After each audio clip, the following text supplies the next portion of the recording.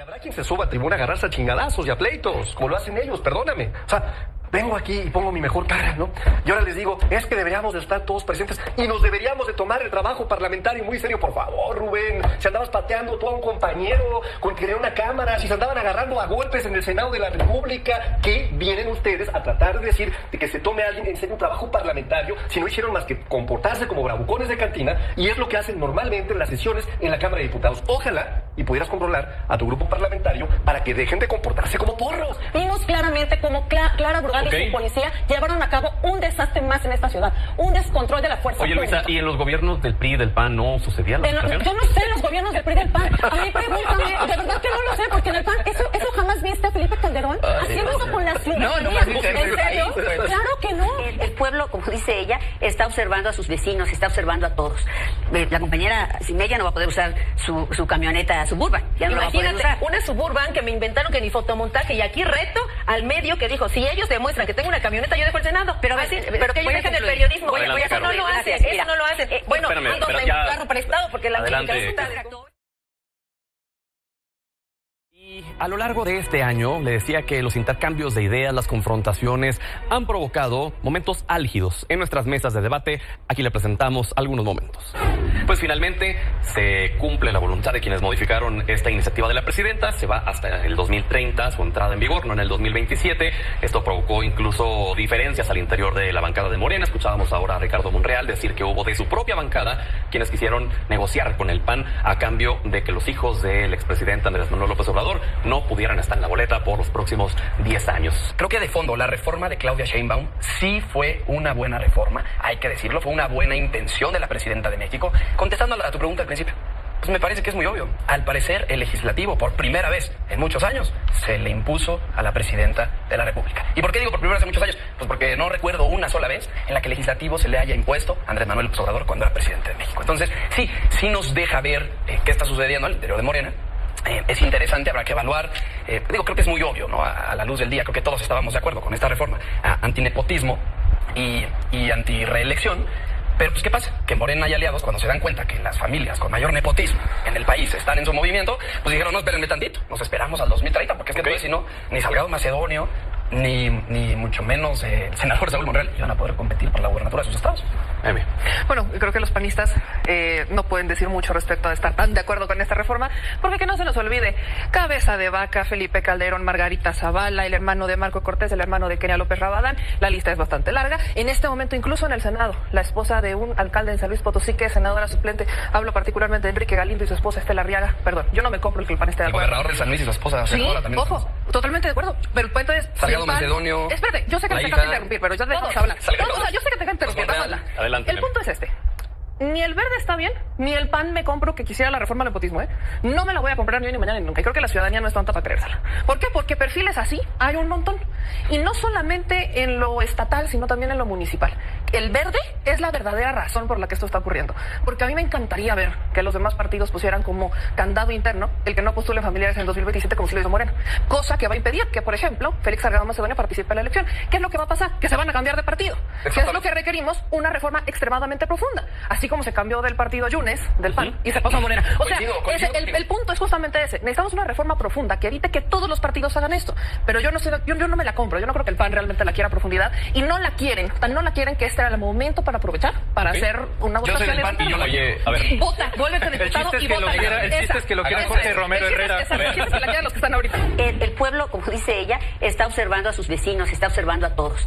La compañera Simella no va a poder usar su camioneta Suburban. Ya no la va a poder usar. Una Suburban que me inventaron que ni fotomontaje, y aquí reto al medio que dijo, si ellos demuestran que tengo una camioneta, yo dejo el Senado. Pero que ellos dejen el periodismo. Eso no lo hacen, eso no lo hacen. Bueno, ando en un carro prestado porque la está distractor. Yo creo que es un distractor. Tienen un líder sindical que viaja en helicóptero, en avión, que tiene un rancho donde hace fiestas.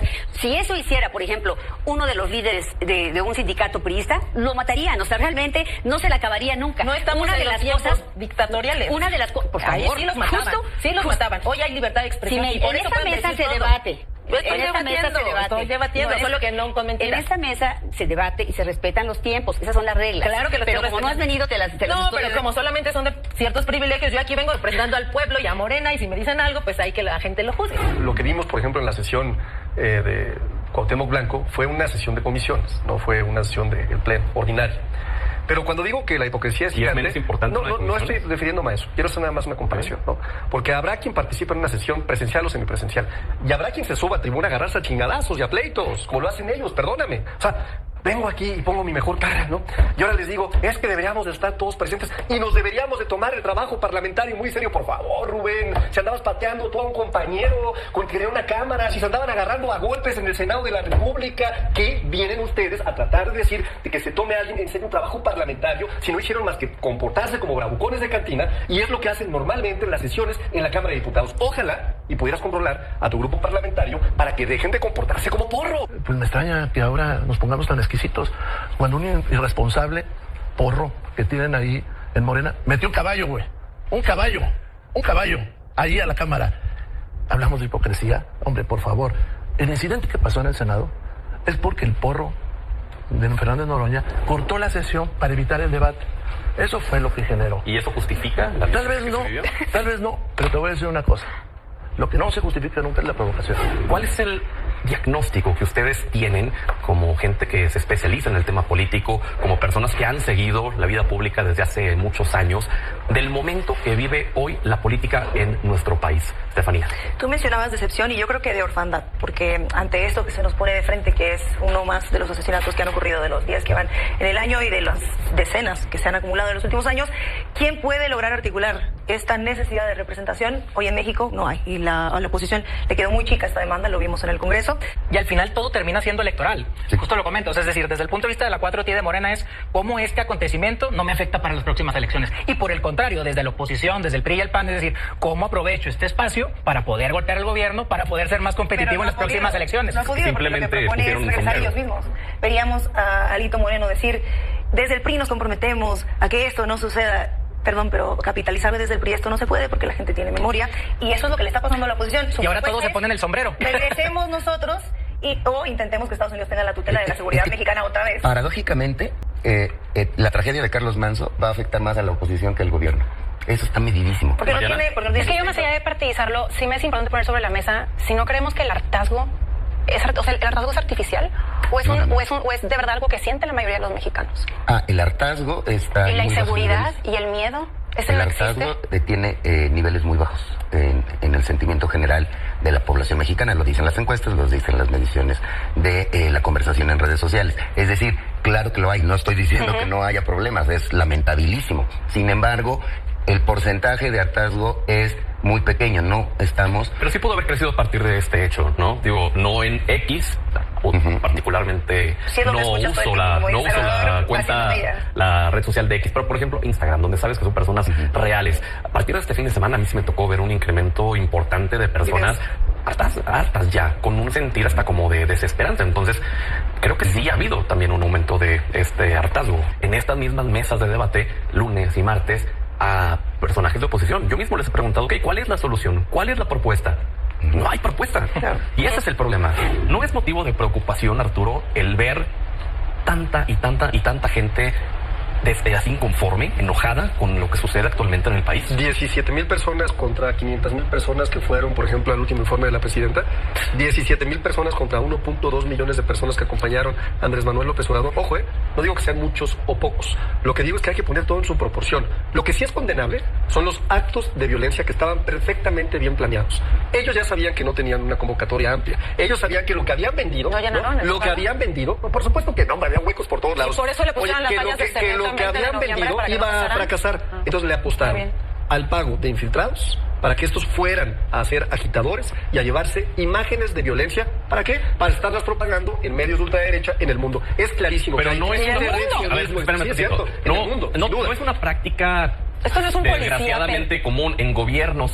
Con el pasado lo hemos visto, en donde a través de estos grupos de choque tratan de deslegitimar la movilización. A ver, Pedro, te voy a decir una cosa. Nosotros venimos de un movimiento que no llenó el Zócalo una vez, no lo llenó 2 veces, no 3, no 4, no 5, no 6. Lo llenamos decenas de veces y nunca hubo un acto de violencia en todas las veces que marchamos y nos manifestamos. Vimos claramente cómo Clara Brugada y su policía llevaron a cabo un desastre más en esta ciudad, un descontrol de la fuerza pública. Luisa, ¿y en los gobiernos del PRI y del PAN no sucedían? Yo no sé los gobiernos del PRI y del PAN. A mí pregúntame, de verdad que no lo sé, porque en el PAN, ¿eso jamás viste a Felipe Calderón haciendo eso con las ciudadanías? ¿En serio? Claro que no. Es que esta es parte de la locura que manifiesta la Cuarta Transformación. En serio, nosotros entendimos siempre, el PAN siempre entendió quiénes eran los buenos y a quiénes teníamos que cuidar, no utilizar la fuerza pública contra los buenos. Lo que sí utiliza Morena es la fuerza pública en contra de todos los buenas personas, pero sí son bien cobardes para ir a cuidar a la gente que hoy tiene problemas en sus estados, los limoneros, las personas a las que hoy están matando. Y para eso sí son bien cobarditos.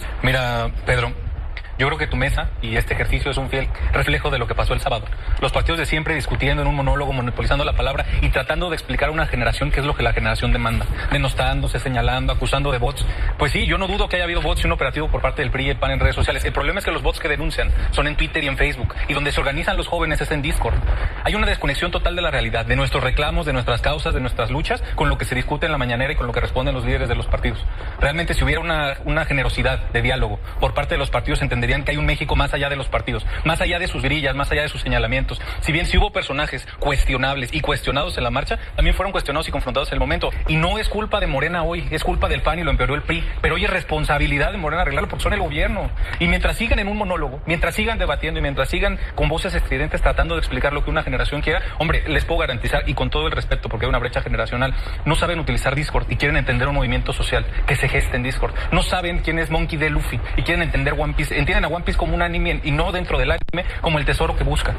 Hombre, mientras no sean capaces de tener empatía y generosidad con una generación que exige paz.